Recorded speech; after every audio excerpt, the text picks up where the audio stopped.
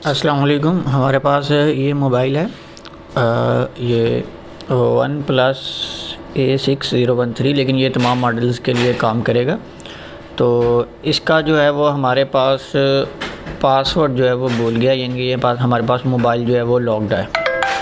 तो इसको हमने अनलॉक करना है या इसका हमने पासवर्ड रीसेट करना है। तो वो हम कैसे करेंगे? तो इसके लिए सबसे पहले मोबाइल को ऑफ़ करेंगे और ये हमारे पास पावर डाउन और ये पावर ऑन वाला जो बटन है इसको हमने प्रेस करके रखना है। तो ये पावर डाउन, वॉल्यूम डाउन, और ये इसको हमने इन दोनों को इकट्ठा हमने किया है। तो ये हमारे पास ये मेन्यू आ जाएगा।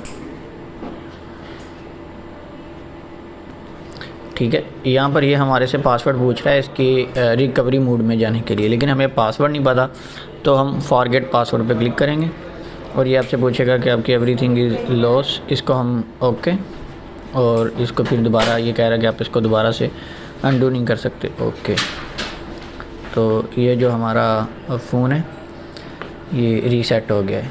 तो अब इसको अनलॉक किस तरह करना है, इसका FRP जो है YP जो उसको बाईपास करना है, वो हम इसके बाद देखते हैं।